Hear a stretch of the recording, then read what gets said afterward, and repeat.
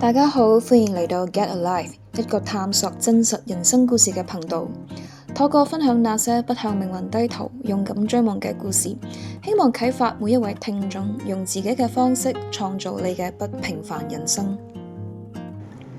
Hello， 大家好。咁上一條影片呢，我分享咗對追星文化嘅一啲分析同埋觀感啦。咁喺我做嗰條影片嘅時候呢，就令到我去接觸到另外一個香港近幾年嘅一個娛樂圈嘅一個現象啊，就係姜濤現象。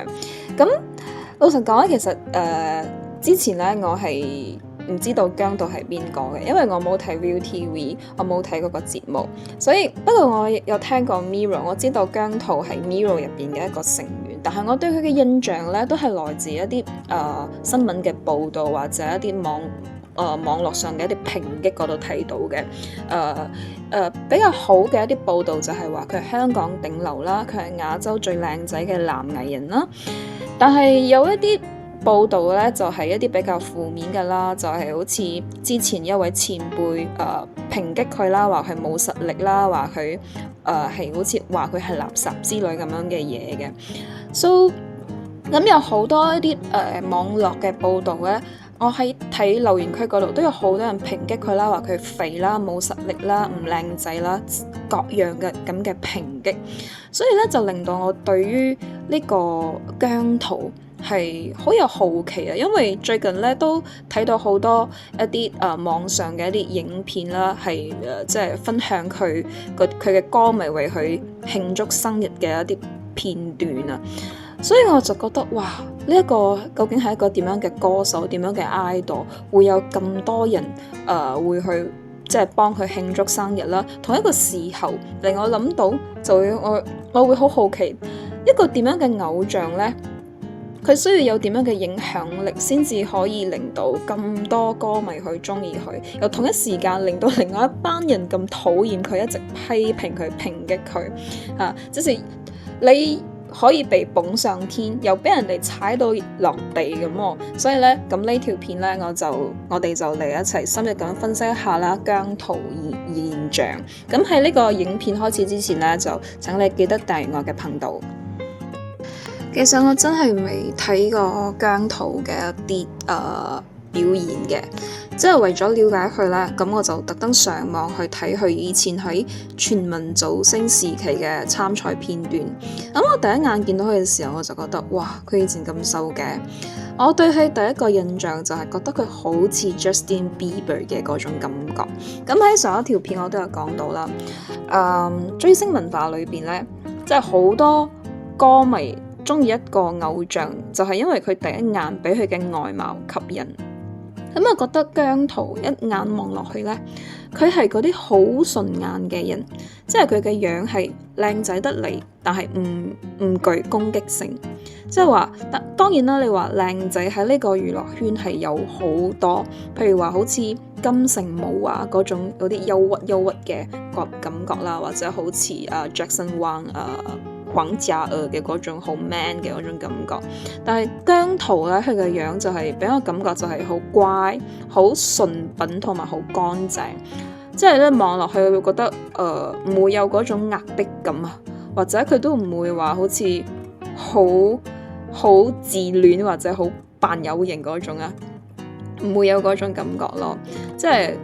佢會 remind 我 of 以前嗰個 Justin Bieber，係嗰種靚仔仔，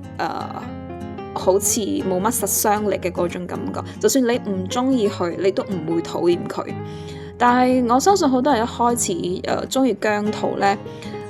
唔係因為佢靚仔，而係我覺得可能係因為佢有一種好親切同埋好易入屋嘅嗰種感覺。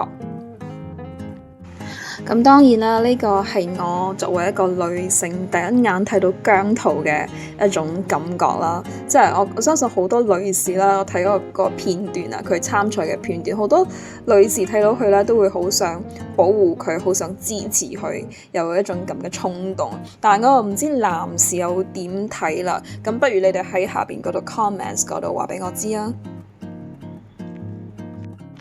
咁講完姜濤嘅外貌之後呢，咁我對佢第二個感覺就係覺得佢好真誠同埋好純品啊。所以我睇翻佢之前嗰個全民造星嘅嗰個參賽過程呢，所以有一幕係令我好印象深刻嘅，就係佢彩排嗰時候呢，即係阿花姐對佢嘅表演有啲意見啦。咁跟住佢就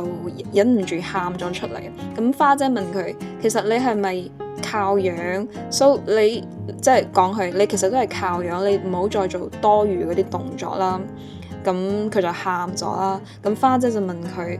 係咪因為我咁樣講你，所以你喊啊？咁我嘅感受係其實佢即係唔係嬲花姐，而係佢好想證明佢自己唔係靠樣，佢即係花咗好多心機去準備嗰個表演，佢想人哋睇見嘅唔係淨係佢嘅樣，而係佢想俾人哋睇到佢嘅努力，佢都係有實力有用心嘅。但係結果就會花姐講一句咧，即係你都係靠樣嘅啫，你唔好做咁多嘢啦咁樣，所以佢就會覺得好似好無力啊，即係有一種無力感，即係我好努力想去做好啲嘢俾你哋睇，你哋即係都係淨係注意我嘅樣，嗌我唔好做咁多嘢咁咯，所以有一種好無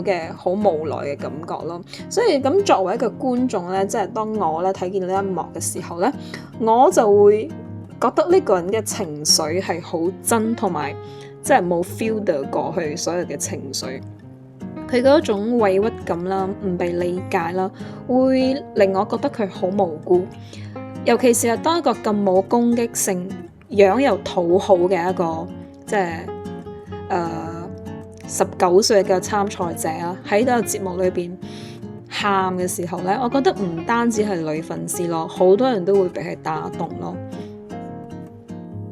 咁喺嗰個 moment 咧，我唔知點解，我覺得姜濤有啲似白雪公主。點解咁講呢？即係佢俾我嘅感覺咧，就係話即係好多人對姜濤嘅感覺就係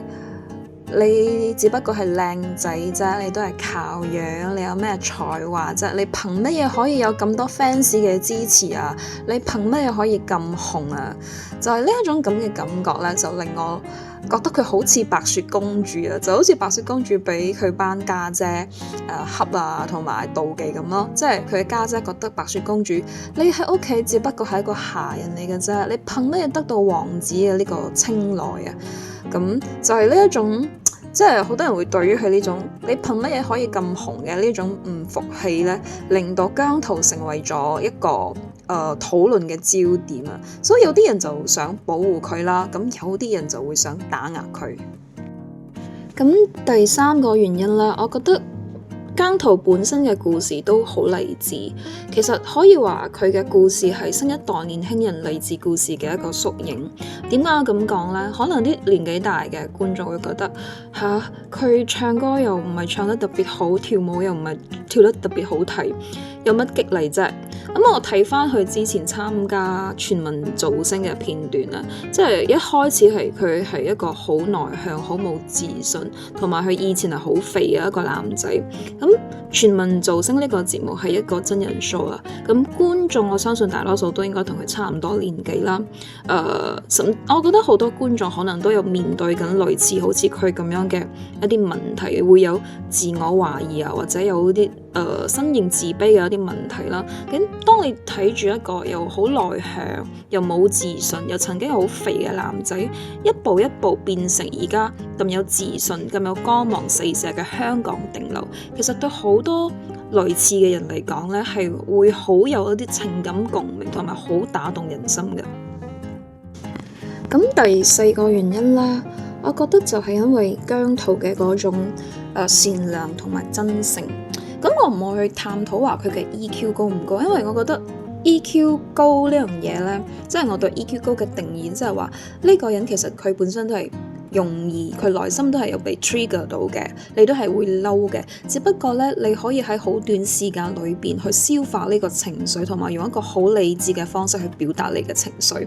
但係呢，我覺得姜濤呢就唔係咁複雜嘅，佢只不過係真係就係俾我感覺就係好善良、好純品同埋好無害嘅嗰種感覺。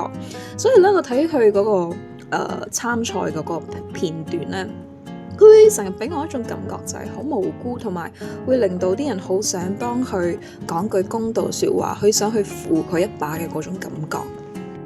咁有啲人會講啦，佢唱歌又唔好聽，跳舞又唔掂，佢憑咩成為頂流？咁我就覺得咧，呢個講法咧，真係好值得我哋去探討啊！因為點解咧？你可以今日喺我哋呢個娛樂圈有好多好有實力，唱歌好好聽，跳舞又好勁嘅，但係觀眾就係唔 buy 佢哋喎。就好似我哋做 YouTube 咁啦，無論你嘅內容做得幾好啊，你剪片剪得幾靚，但係你冇流量，你都係白做。所以咧，其實觀眾嘅選擇咧，有時候咧都係一門玄學嚟嘅。即係有啲人會覺得話，有啲人會話姜濤冇實力。咁我想問翻呢啲講佢冇實力嘅人咧，佢哋自己係咪覺得自己好有實力？如果你覺得你自己好有實力嘅話，點解你嘅實力唔可以將你推上頂流嘅呢一個位置呢？我覺得佢嘅冇實力咧，其實就係佢真正嘅實力。佢嘅呢一種實力咧，唔係話靠你去練歌啊、練舞啊可以練得翻嚟啊，係佢成個人嘅一種氣質、形象，佢嘅善良，佢嗰種自然嘅反應。全部呢啲嘢加上嚟嘅一種綜合，如果你將佢當成一個產品嚟睇嘅話咧，咁呢個產品嘅本身嘅一個定位，佢嘅包裝，佢嘅吸引力，已經係佢最強嘅實力啦。咁呢啲嘢咧係你冇得可以去複製，同埋冇得去訓練出嚟，冇一個 formula 俾你嘅。我覺得係一個萬中無一嘅一個產物嚟嘅。所以有時啲觀眾睇一個 idol 咧，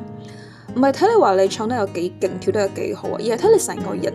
有冇嗰啲，即係唔係好似 AI 咁樣，係有一種個人嘅魅力，同埋你值唔值得佢去支持啊？姜濤有人覺得佢唱得唔好，跳得唔好，但係中意佢嘅人咧就會中意佢，就會想撐佢。咁呢一種感覺咧係好難去製造出嚟，同埋好難去複製得到嘅。咁第五個原因，我覺得係姜濤佢對於佢歌迷嘅嗰種正面嘅影響力，即係有啲人會批評佢話佢又冇乜貢獻，點解可以搞到成個銅鑼灣都幫佢慶祝生日呢？佢到底做咗啲咩嘢？佢值得有咁樣嘅待遇？咁我自己睇落去呢，因為我自己真係唔識姜濤啦，我淨係睇嗰啲片段啊，嗰啲報道嘅一啲片段去感受。我覺得好 impress 咧，就係原來佢嘅啲生日會咧係佢嘅歌迷去組織出嚟嘅。咁呢啲歌迷咧，我估啦，好多都係啲大學生或者中學生都有啦。我覺得佢哋都好有創意，同埋佢哋嘅 execution 嘅能力啊，好強啊！所以搞出嚟嗰個規模咧，個氣氛同埋現場嘅效果咧，我覺得好似睇緊嗰啲好大型嗰啲 countdown 嘅嗰啲 events 咁樣，甚至我覺得比好多呢啲新年倒數活動更加之精彩。咁你可以諗下啦，咩偶像可以激發一班年輕人自己去籌備、計劃同埋執行一場咁大型嘅城市活動？你要有幾大嘅一個影響力先至可以做得到。咁呢啲行為咧都唔係咩負面嘅一啲行為啦，亦都唔係話去搞破壞啊，唔係去吸毒啊，即係亦都唔係話去盲目去追星，而係呢班歌迷咧，佢哋用咗好有創意同埋團隊精神嘅方式去表達對偶像嘅支持，同埋都帶旺咗香港嘅經濟。你諗下啦，如果嗰啲遊客經過都會問發生咩事啊？咩叫做姜濤灣啊？其實就係一個偶像背後帶動咗一股氣氛同埋一個社會效應。咁我覺得呢件事其實係一個好事嚟嘅。咁你睇下啦，其實世界有邊幾個國家嘅歌迷可以幫偶像搞一個咁有創意同埋咁大型同埋咁有感染力嘅一個生日會呢？即係唔係人人做得到咯。咁呢一點其實都係因為姜濤本身嘅一個魅力，同埋我真係好 impress 對於佢嘅 fans 搞嗰個 event 即係個生日會，我覺得真係好 creative。即係如果我係姜濤嘅話咧，我會自己都會諗，我究竟前世做咗啲咩嘢？我何德何能今世即係有一班咁樣嘅 fans 啊。其實成件事我覺得都係好感人，係一種係即係 fans 會覺得我有呢個偶像，真係好支持佢。但姜濤可能本人都會覺得我真係前世做咗啲咩好事，今世我有一班咁為得我嘅 fans。成件事我覺得係一件好幸福嘅好事嚟嘅。咁睇完全民造星嘅呢啲片段，同埋我都 search 咗一啲關於姜濤嘅一啲資料之後呢，其實我自己都俾佢圈粉咗，覺得佢都真係好可愛，同埋好有個人魅力。咁今日嘅分享呢，就講到呢度啦。如果你都中意我今日嘅分享嘅話呢，就記得訂閱我嘅頻道 like 我呢條片，同埋 share 俾你嘅朋友啦。咁都歡迎大家分享下你哋中意姜濤啲咩嘢，你欣賞佢邊一方面嘅才華，都歡迎你哋喺下邊留言話俾我知。咁我哋下條影片見啦，拜拜。